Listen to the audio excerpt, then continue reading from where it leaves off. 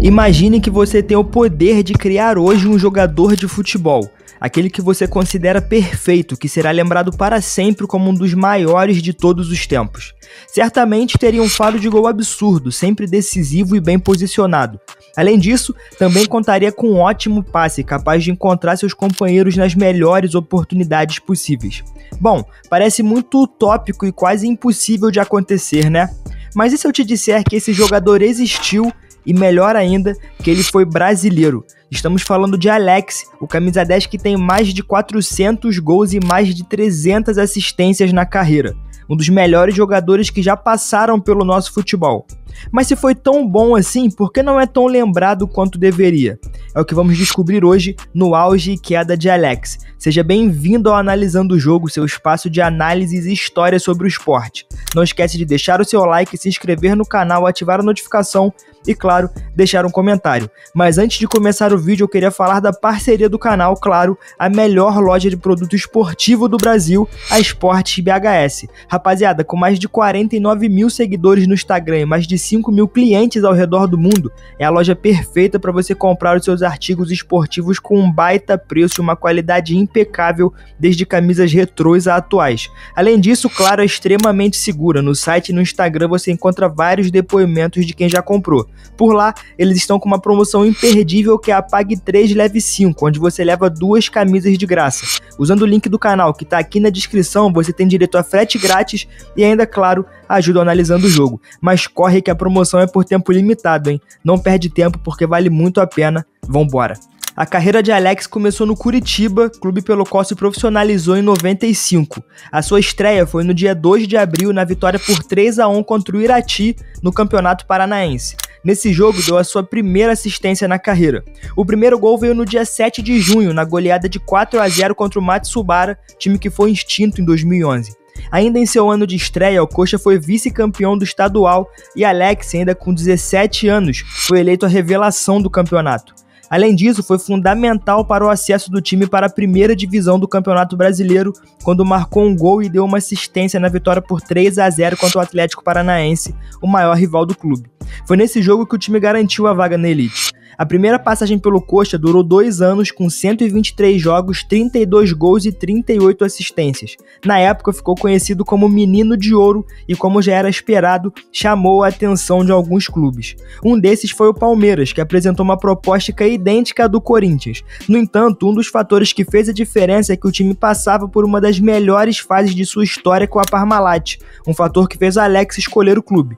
Mas algo a se destacar é que, mesmo sendo jovem, chegando em um time com elenco estrelado, Alex logo conseguiu seu espaço e caiu no gosto da torcida. Muito pela sua habilidade, claro, mas também pelo seu profissionalismo. Logo em sua primeira temporada, chegou à final do Brasileirão com o clube, mas perdeu para o Vasco. Contudo, logo no ano seguinte, em 98, conquistou a Copa do Brasil e também a Mercosul, ambas em cima do Cruzeiro. Na Mercosul brilhou, visto que fez gol em todas as fases da competição, menos na final. Na fase de grupos foram 3, na partida de volta contra o Boca Juniors nas quartas fez mais 1 e na semifinal anotou os 2 gols da vitória diante do Olímpia. Alex foi o artilheiro da competição com 6 gols, e além disso, foi nesse ano que veio a sua convocação para a seleção brasileira, que vamos falar mais pra frente como sempre. Apesar de 98 ter sido um ano mágico, o grande momento com o Palmeiras veio mesmo em 99, o ano em que venceu a Libertadores da América. O camisa 10 foi fundamental na conquista, com assistências e gols importantes durante a competição. No entanto, o destaque vai para sua atuação inesquecível contra o River Plate nas semifinais, quando anotou 2 gols e classificou o time para a final contra o Deportivo Cali, decidida nos pênaltis. Ao fim, Alex foi eleito para o 11 ideal da América do Sul pelo jornal uruguaio El País. Mesmo com bom desempenho na Libertadores, o time viu o título do estadual escapar e ficar com o Corinthians, que venceu no placar agregado. A final ficou muito marcada por conta do lance das embaixadinhas de Edilson, um motivo para uma briga generalizada, famosa até hoje. Alex, mais uma vez, foi o artilheiro da competição com 12 gols. Em dezembro, disputou o Mundial de Clubes e ficou com o 2º lugar, mesmo depois de ter feito uma ótima partida e ter um gol mal anulado. Já em 2000, conquistou seu último título com o clube, o Rio-São Paulo, diante do Vasco. E como de costume, foi o principal nome do torneio. O jogador ajudou a eliminar o Corinthians com 3 gols nas quartas e depois fez gol na semifinal que eliminou o Botafogo. Já nas finais, deu 3 assistências nas 2 partidas e ainda fez a jogada do pênalti que fechou a goleada por 4-0 sobre o clube carioca. Ainda nesse ano, voltou à final da Libertadores com o Palmeiras, em campanha individual tão boa ou melhor do que a anterior, que já havia sido absurda. Alex contribuiu com assistências em todas as fases do mata-mata. No entanto, o time foi derrotado nos pênaltis pelo Boca Juniors. Logo após a competição, o meia, que pertencia à parceria entre Palmeiras e Parmalat, que estava chegando ao fim, foi negociado com o Parma. A transferência teve o valor de 16 milhões de dólares. No dia 30 de junho de 2000, Alex foi anunciado pelo clube italiano. No entanto, logo que chegou ao país, foi informado pelo técnico Alberto Malesani que não fazia parte de seus planos, sendo imediatamente emprestado ao Flamengo. Como estava a serviço da seleção olímpica, chegou ao clube de fato somente em outubro. No entanto, o que parecia ser uma junção muito boa, deu tudo errado. E o motivo é bem simples, tá? O Flamengo passava por um momento político e financeiro não muito bom, o que prejudicou muito a passagem do craque. Alex ficou somente 2 meses no clube, atuou em apenas 12 jogos, a maioria vindo do banco de reservas, e marcou 3 gols. Sem receber salários durante todo o tempo de contrato e com proposta de empréstimo do Palmeiras, que estava classificado para a Libertadores do ano seguinte, negociou sua saída, perdoou a dívida e retornou ao ex-clube. O jogador retornou ao Palmeiras em janeiro de 2001. Por lá, disputou o Paulista do mesmo ano e foi o artilheiro da equipe com 8 gols. Contudo, o clube não conseguiu se classificar para a fase final. Já na Libertadores, chegou à semifinal, mas foi eliminado pelo Boca Juniors, que venceu o clube na disputa de pênaltis mais uma vez. Alex, no entanto, foi o maior assistente do torneio com 7 passes para gol. Em junho, seu empréstimo se encerrou e o camisa 10 deixou o clube. Quando iria se reapresentar ao Parma, descobriu que não receberia a porcentagem que lhe era de direito sobre a transferência e resolveu entrar na justiça. Durante a Copa América do mesmo ano, assinou com o Cruzeiro através de uma liminar conseguida na Justiça do Trabalho, que o desvinculou do clube italiano. Nessa primeira passagem, Alex disputou sem muito destaque o Brasileirão de 2001. O clube contava com grandes nomes como Edmundo e Rincon, mas não teve êxito e quase foi rebaixado. Um dos motivos para o baixo desempenho de Alex, segundo o jogador, foram as questões com a justiça. Durante a disputa do campeonato, teve sua liminar cassada em ação dos advogados do Parma algumas vezes. Inclusive, em um jogo contra o Bahia, ficou sabendo que não poderia jogar já uniformizado no vestiário. Ao fim daquele ano, Alex foi surpreendido com uma decisão da FIFA que o suspendia do futebol. A entidade não havia reconhecido a ação conseguida pelo meia e o acusou de possuir contrato duplo. Além disso, o Parma exigia sua reapresentação. A questão passava diretamente pelo fundador do clube italiano, Calixto Tanzi, em um caso de falsificação da assinatura do meia em um documento, onde ele abriria mão de receber o que tinha direito. O jogador entrou em uma verdadeira batalha, tá? No entanto, a dívida foi reconhecida e após acordo firmado na FIFA com representantes do Parma, Alex foi emprestado novamente ao Palmeiras em 2002. E no clube continuou em alto nível mesmo sendo cortado da Copa do Mundo, assunto que vamos falar mais pra frente. Após a não convocação, retornou ao Parma, porém com todo o desgaste envolvendo os donos do clube, o diretor e o treinador, que não reconhecia sua presença no elenco, Alex enfim teve o direito de deixar o clube italiano. Na oportunidade acertou com o Cruzeiro. Já na reta final do Brasileirão daquele ano, chegou no clube mineiro com total confiança do treinador, que chegou a afirmar que pagaria o salário do jogador do próprio bolso e devolveria o dinheiro investido pelo clube caso Alex não emplacasse. Apesar de todas as complicações, foi no Cruzeiro que o jogador viveu a fase mais espetacular de sua carreira. Em 2003, começou o ano vencendo o Campeonato Mineiro. Alex foi o artilheiro da equipe, o maior assistente e o grande destaque do campeonato. Em seguida, foi o grande nome da conquista da Copa do Brasil. O meia mais uma vez foi decisivo, com gols e assistências durante toda a competição. Diante do Flamengo, na final, marcou um lindo gol de letra e terminou com 6 gols e também como o maior assistente. Por fim, no Brasileirão, foi o principal nome da equipe, levando o clube à primeira conquista na era dos pontos corridos. O meia foi o grande artilheiro da equipe com 23 gols e o maior assistente do campeonato com 15 passes. Fez partidas magníficas, como a que marcou 5 gols contra o Bahia na goleada por 7-0 no Fonte Nova. Ao fim do campeonato, foi premiado com a bola de prata da revista Placar como o melhor meia do campeonato e também com a bola de ouro como o melhor jogador. Além disso, foi eleito mais uma vez pelo jornal uruguaio El País para o 11 ideal da América do Sul.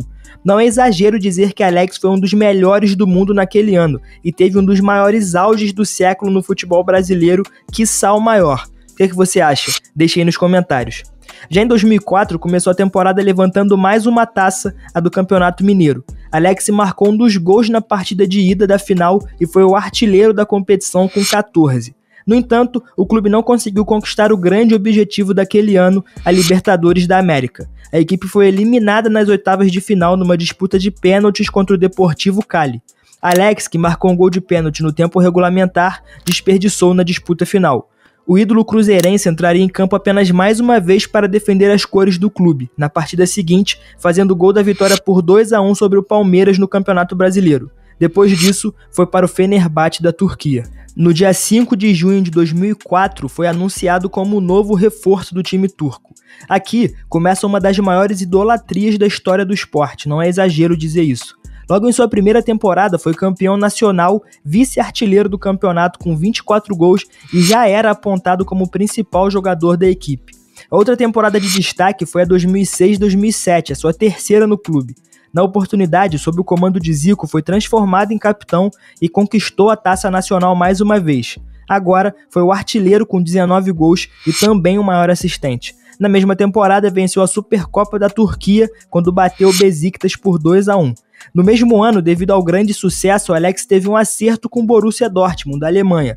Tudo parecia perfeito até que a negociação foi cancelada. Além disso, recebeu também uma proposta do Birmingham, da Inglaterra, mas preferiu ficar no clube turco. Na temporada seguinte, 7 e 8, foi o principal nome para levar o time à sua melhor campanha da história da Champions League, quando foram até as quartas de final. Apesar da eliminação para o Chelsea, Alex foi o maior assistente da edição. Em 2009, venceu novamente o Besiktas na Supercopa Turca. Alex marcou 2 gols na decisão. Na temporada 10-11, conquistou pela terceira vez a Liga Nacional com uma campanha absurda. Foram 28 gols em 33 jogos, além de ser o maior assistente com 16 passes para gol. Foram 44 participações. Já em 2012, foi peça fundamental na conquista da Copa da Turquia, que o Fenerbahçe não ganhava há 30 anos. No jogo da final contra o Bursaspor, Alex deu 3 assistências e marcou um gol no segundo tempo, fechando a goleada por 4-0. No entanto, nem tudo são flores. Ainda nesse ano, começou a ter um certo desgaste com o treinador Aykut Kocaman. De acordo com o meio, o técnico estava o tirando dos jogos para que ele não se tornasse o maior artilheiro da história da liga. Ao mesmo tempo, Alex teve sua estátua inaugurada em frente ao estádio do clube, o eternizando como um dos maiores ídolos da história. Contudo, por conta de toda a situação envolvendo o jogador e o treinador, Alex foi dispensado pela diretoria após 8 anos de Fenerbahçe. A saída, claro, causou grande revolta e comoção na torcida, que chegou a ficar em frente à casa do jogador pela madrugada e queimou fotos do presidente do clube. Pela equipe, foram 378 jogos, 185 gols e 162 assistências. Dessa maneira, no dia 17 de outubro de 2012, o jogador confirmou o acerto por 2 anos com o Curitiba. Aos 35 anos, foi recebido por mais de 5.000 torcedores no Couto Pereira, com muita festa e comemoração. Em 2013, conquistou seu primeiro título nessa nova passagem, em cima do rival Atlético Paranaense, o campeonato estadual. O jogador marcou 2 gols na final e terminou como artilheiro isolado do torneio, com 15. Já no Brasileirão, ajudou a equipe com 12 gols. Foi nessa temporada que marcou o gol de número 400 de sua carreira contra o Fluminense em um chute de fora da área. Em 2014, ajudou o Coxa a escapar do rebaixamento. E após a vitória sobre o Atlético Mineiro, que salvou o time da Série B, Alex anunciou em seu Twitter o fim de sua carreira. Aos 37 anos, o jogador se despediu dos gramados na vitória por 3-2 diante do Bahia, no Couto Pereira. Mas como que foi com a seleção brasileira? A grande decepção de Alex. A primeira convocação do meia foi em 98, quando Vanderlei Luxemburgo era o treinador. A sua estreia foi no dia 24 de setembro, contra a Iugoslávia, em amistoso. O primeiro gol veio em 99, contra a Letônia. E como esperado, as boas atuações lhe renderam a convocação para a Copa das Confederações no mesmo ano, que o Brasil acabou ficando com vice-lugar, visto que perdeu na final para o México. Em 2000, era o grande nome da seleção olímpica. Ao lado de Ronaldinho Gaúcho, era o capitão e destaque daquele time. Na oportunidade, levantou a taça do torneio pré-olímpico sul-americano sub-23, mas decepcionou nas Olimpíadas em si, visto que a seleção caiu para Camarões nas quartas de final. No mesmo ano foi chamado para as eliminatórias da Copa do Mundo de 2002.